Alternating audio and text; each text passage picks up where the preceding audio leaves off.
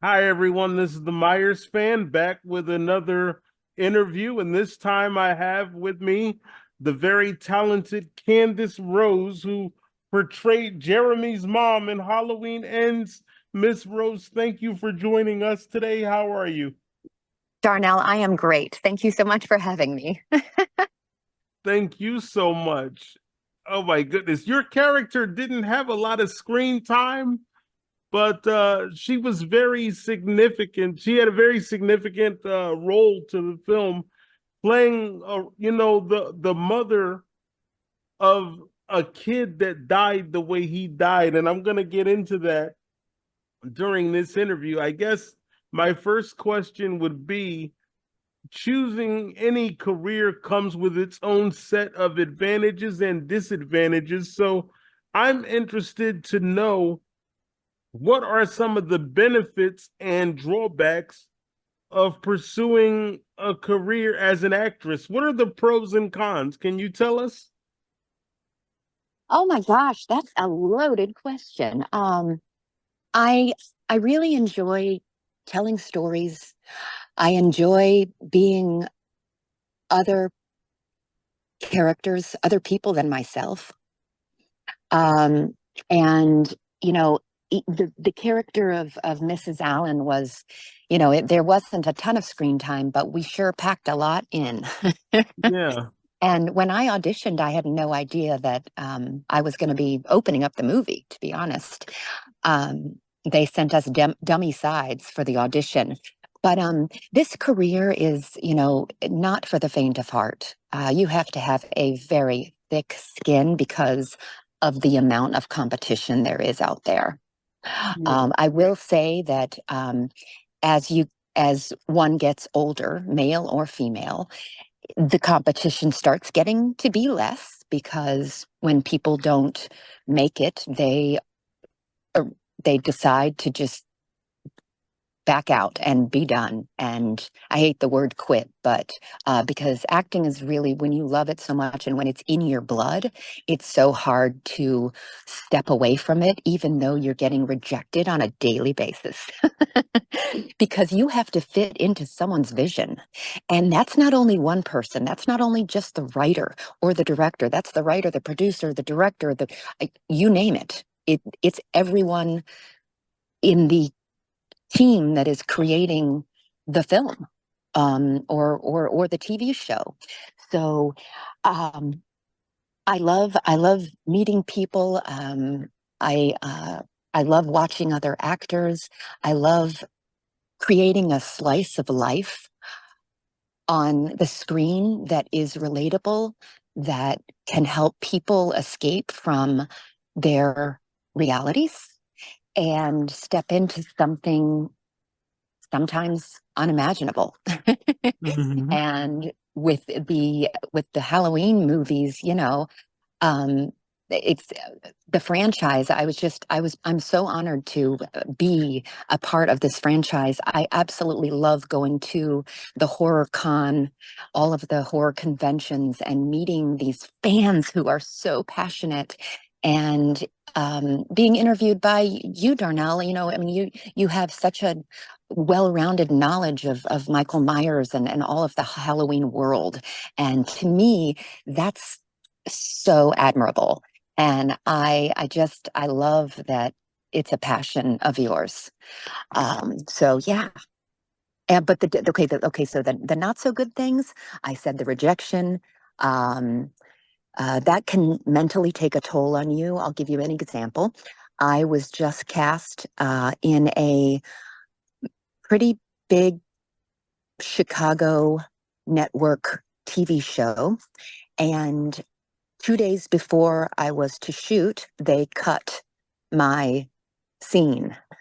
So I hadn't booked anything in a little while. The last thing I did was something with a was a passion flicks, a romance novel that they turned into a screenplay. And so I hadn't booked anything for a couple, 2 to 3 months. And as an actor, that can take a toll on you. Um, and then, of course, this gets pulled right. out from under me when I'm about to shoot it. But things get cut. And even in when I did She-Hulk, the scenes got cut. So you never know what's going to happen. Nothing is guaranteed. You have to take this career day by day. And, um, it can be, it can disrupt your life.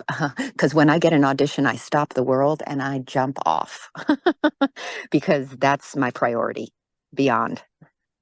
Well, you just seem like such a lovely person, and I want to say it's truly a pleasure having you here.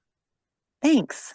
Halloween Ends has, different controversial plot points and things like that. And now, as I look back on the film, I'm starting to look at it with new eyes and saying, well, you know what? I want to know more about this film. So I'm glad to have you here so you can tell me about the things going on behind the scenes, because I would like to know more about the actors like Rowan Campbell and things like that. So that brings me into my next question. I want to discuss a pivotal moment in the movie involving Corey Cunningham, who accidentally killed your son in the film. And as an actress, I'm curious to know your thoughts. Like, what are your thoughts on the emotional impact of Jeremy's death and how portraying it affected you? How did it affect you to play a role like that? Seeing a child get killed. Honestly, I it was interesting for me as an actor because I don't have children, but I have dogs. And so having uh, not being able to relate so much to, having, my offspring die in front of my eyes.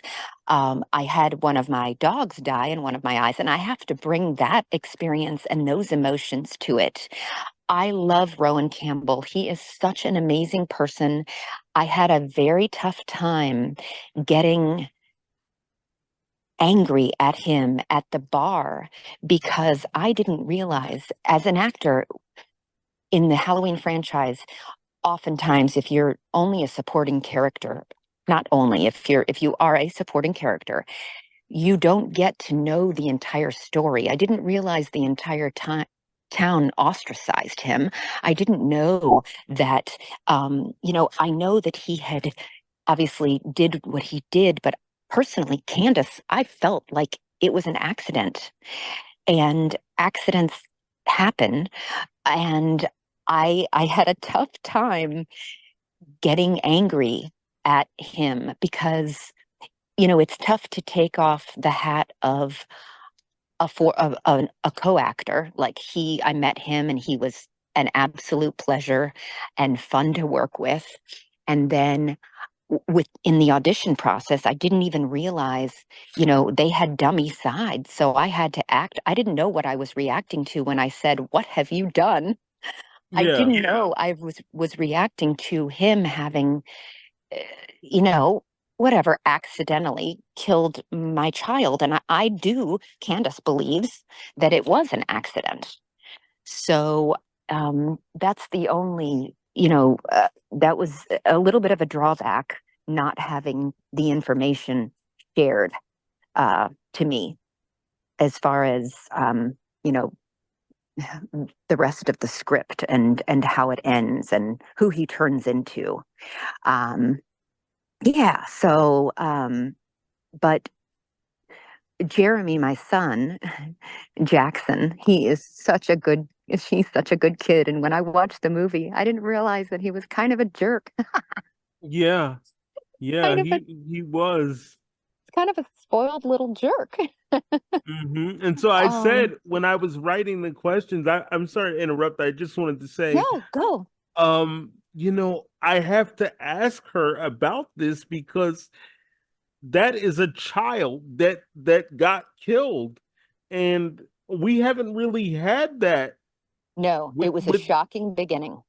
yeah. So I'm saying when this happens, I mean, obviously Michael has killed his niece in the other entries of the Halloween series, but we're talking about the newer Halloweens, and that kind of thing hasn't happened. So um when I saw that, I said I have to ask her about that and get her thoughts on that, because I figured it would be an emotional thing for you, Yeah, I because mean, it, it, it, I had to put myself in that position when I saw it happen. You know, anyone dying like that is going to be, pretty traumatic. Um, but again, I don't have, you know, I don't have, I don't have kids, and I knew it was going to be shocking for other people. So I wanted to make sure I did it justice.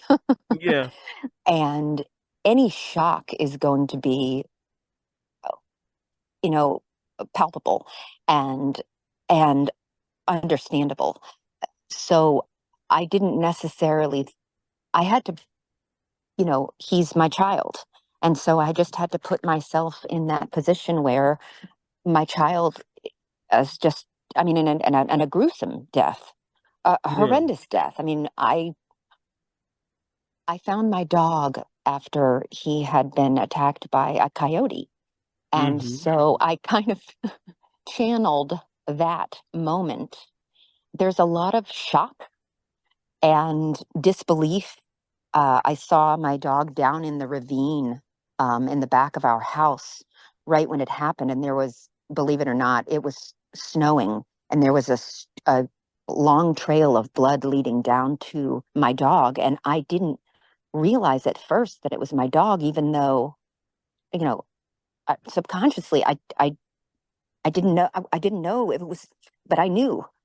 And it took me a minute to register what had happened. So I tried to tap into that shock as well, but I didn't have a lot of time. Everything was moving pretty quickly. I see him, I run to him, and, you know, um, but, you know, it was, um, it was emotional. There was no doubt it was emotional. And then they had to put knee pads. I had to get knee pads because I kept running towards him and then falling down on my knees. And I was like, "Ooh, guys, my knees are gonna fall off." yeah. So they gave me some knee pads. But yeah, it was but Rowan was a pleasure to work with. So was Jackson, my son Jeremy. And I've met the best people through that production, and they were so professional, and it was incredible. And to be directed by David Gordon Green was, I was pretty much over the moon. Well, this conversation is just such a pleasurable experience, and I want to thank you again for this. When the film first came out, I was less than happy, but now, like I said before, now that I look back on it, I think that sometimes we tend to overthink things, and it's like, well, if you dislike something, that's fine. But at the end of the day, it's just a movie, and I just want to say that I really wish that your character had gotten more screen time, because I would have loved to have seen the effect that it took on her. I wanted to see the evolution of that. Right. Well, So, I mean, you saw me 3 years later in the bar wearing the yeah, same darn outfit, yeah. So and I that's what, had turned into mush and gotten a divorce.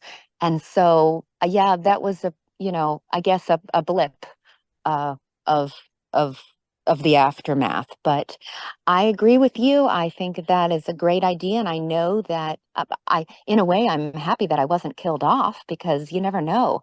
I know another production company is gonna, Michael is never gonna die. And yeah, so I know another production company is going to revamp and refurbish and redo another potential trilogy. I did hear that they are making a TV series. that's Did correct. you? Yes. Yes. Oh, dude, that's exciting. Yeah. And you know what? You can come back as somebody else. You bet You your know, butt I can. and I said that about one of your co-stars. well, you didn't get to work with her on screen, but the one who plays Allison, I Al was saying, Andy yeah, Matichak. Yes, yeah, yes. I was saying she can come back as somebody else. You Oh, know, yeah, they, absolutely. Absolutely. They do that in a lot of different shows, especially, the Marvel universe. hmm Uh, and so, you know, I was gonna ask you about that. My next question was gonna be, that most of your screen time took place in that house with the giant spiral staircase, and then I think your last scene was interacting with Rowan Campbell's character Corey at the bar. So my question is, even though your character was only featured at those places, were there any other locations in the film that you visited off screen? And if so, which ones were your favorite? Did you visit any other places? I didn't get to go anywhere else. Typically, unless you're, part of the production team, they don't allow you to get onto the other sets or the other locations. So I was in that big, fabulous house. I thought it was really interesting that they filmed it in Savannah, Georgia. I did get to tour Savannah, Georgia, which was a blast while I was there for 2 weeks. Um, but I didn't get to see any other of the locations. But I found it fascinating that they have those moss trees, the moss hanging off, and they had to hide that because, of course, there's not a Haddonfield, Illinois. Yeah, So they just had to make that up and yeah. had to hide the trees. I think the film incentives are great in Georgia, and I think that that's why a lot of the filming is being done there. So no, the house and the bar were my only locations. I don't understand like how you're not more well known in the acting world, because again, you seem to be so sweet. So I don't understand Darnell, why. that's interesting. Thank you. Here's what happened in 2005, and this is going to be a pro and a Okay. con. This is the con to being an actor.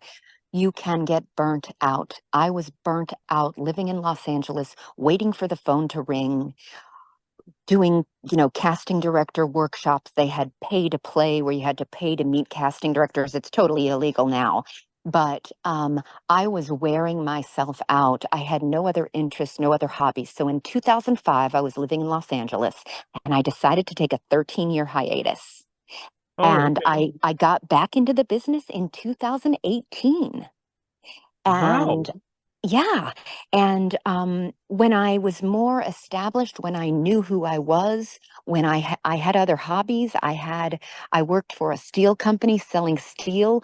I could come back to the acting world and think of it as a business and not take everything so personally because it is a business and I am a brand. So I have to sell my brand. I have to be the meest I can be because Yeah, if you can be the youest you can be, there is no competition. You're in competition with yourself. So that's I did true. take 13 years off and I came back. I just turned 50 in January, and the older I get, the less of the less difficult it is to lose parts, to be rejected because I'm more full than I was when I was just waiting for the phone to ring. I'm more full of a person. I've got experiences and I've got hobbies and I've got a life and a boyfriend of 15 years. And so it's not the end all be all if I don't book something. But I think those 13 years really, um, that's a long time. And I had to start from scratch. And I did have a nice trifecta. I did Stranger Things, and then I did Marvel, She-Hulk, and then I did Halloween Ends. That was pretty incredible. But to keep that momentum up, being a 50-year-old white woman in this current market, it's hmm not it's not that exciting. I'm not in high demand, and to be honest. I still don't get that, because, like I said, if it were me, And I knew if I knew what I know about you now, I would be quick to cast you. I would say, "Oh yeah, bring her on." Oh, you're so sweet. Thank you. No, it's You should be a listen, casting director. it's just the truth. That's one Thank thing you. about my YouTube channel. I'm known for being straight, I know you sometimes are. to a sometimes to a fault. But the thing is, if it's true, I'm gonna say it, and if it's not, I won't. And you are one of the sweetest people that I've met in a while. Many people have fallen victim to Michael over the last 50 years, and even though your character never crossed paths with him, you're still a part of this legendary franchise. What has it been like for you to be part of Halloween, such a legendary franchise? What's that like for you? Well, to be honest, it started out with an audition that I submitted myself for, and Hmm. it was called Cave Dweller. That was the code name, Yeah, and I had no idea what it was. I auditioned for it when I was filming another TV show in Atlanta at my friend's house. I auditioned for it, and then I got a call back. So I reached out to my manager and I said, I got a call back for this thing called Cave Dweller. And he said, do you know what that is? And I said, no. And he said, that's the Halloween franchise. And I wish he wouldn't have told me because I was extra nervous in my callback with David Gordon Green and, the team. Uh, yeah. so, but it's amazing to be a part of this because Halloween, when I was a child, was, you know, a an amazing time. But as I got older and I don't have kids and I don't celebrate it as much, now I celebrate it because I get to go to these conventions and meet these incredibly passionate fans who bring posters and shirts, and I've signed casts, and it's just such an amazing experience to meet these people that are obsessed with this Halloween franchise. And I've never been big into horror films. I really like the fact that this was more of to me it was more of a psychological thriller than a jumping out scaring you where your hair is going to fall out, because that's not my genre. That's not my Yeah. choice of genre. But to be a part of this now for the rest of my life and for throughout history is incredible, and it's very satisfying as an actor. I If I don't book anything major again, I feel like I've solidified myself in history and I am satisfied. Well, I would suggest to you to just try and reach out to Trancas Films, the people behind the Halloween series, and That's a perhaps great idea. see if your agent or whomever can Yeah, negotiate something to get I'm going to you, make them work for me. Good yeah, idea.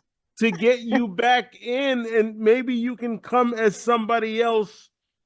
Your character had a brief but significant interaction with Corey Cunningham, of course, played by Rowan Campbell. And Corey started off as a good guy, but later became a killer.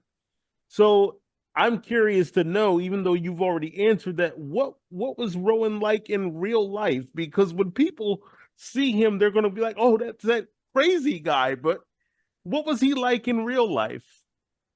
Oh, he was so sweet. He was he's young, he's innocent in a way.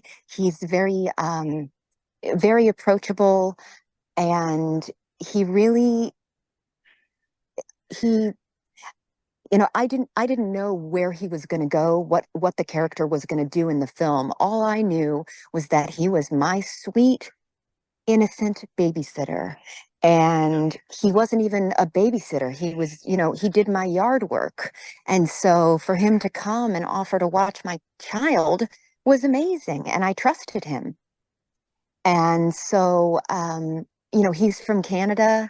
I think this is one of his first big films, his probably breakout film, I would assume. I wasn't familiar with Rowan before this. Um, but also I took the 13 years off and I was kind of out of it for quite a while. But no, he was an absolute pleasure and could not have been kinder, nicer, easier to work with. It was amazing. Yeah. Like I said, it Halloween ends, it has its moments, and I'm looking differently on it now. While it's not a favorite of mine in the series, Yeah. I definitely view it differently now, especially after meeting you. Um, Oh, that's nice. Thanks. well, no, it's the truth, I don't sugarcoat anything. And you have been so sweet to me. I can't thank you enough. I'm thanking God right now as we speak for allowing me to meet you. So Well, it thank was meant God to be. and thank I you. appreciate it. I appreciate your thoughtfulness and your interest and your passion. Thank you. And I guess my final question, if Zoom will allow me to get it in, but as you know, Halloween Ends was the final installment of David Gordon Green's trilogy. So my final question to you is, if a sequel was announced and you were asked to write it and create a new storyline for your character, if you were asked to bring her back, what would the storyline be? We have enough time for that question. That is loaded. Um, oh wow. Wow. You know, I think I know what I would want, but it's not about me, it's about you. I know what oh, well, I would love to hear your idea. I I am not a writer by any means. I would love to see you come back and either kill Michael if he's back somehow, or kill whomever. Do you know Just what? I have a whole different take on it. really? There was one point where my husband put my shawl on me, Mm-hmm. and I Mm-hmm. said to David Gordon Green, I said, "Why don't I ask Rowan to put uh the shawl on me because we had like a little thing on the side." Mm-hmm. If we had a story like we could just, it could end up being a love affair between me and my killer. Oh wow. Oh geez. That's kind of out of left field, but I I don't I know. I thought what they should have done was, I don't know if how familiar you are with the true crime genre, but I thought what they should have done was had Rowan be the killer, but Allison didn't know he was doing it. And it would have been like a thing where she's falling in love with this guy and he's going around killing people. And Yeah, then interesting. at the end, she finds out it's him.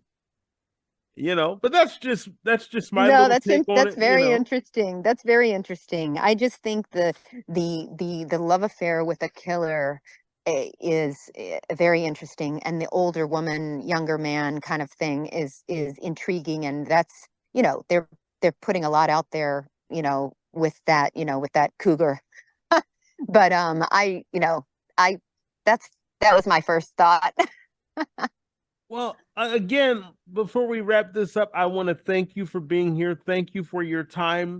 Thank you so much for being here. I really appreciate it. And I will talk with you on Facebook. Thank you so much. Oh, let's do stay in touch. I love it.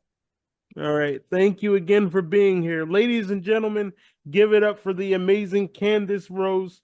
Miss Rose, thank you again. You bet. Thank you so much, Darnell. I appreciate it.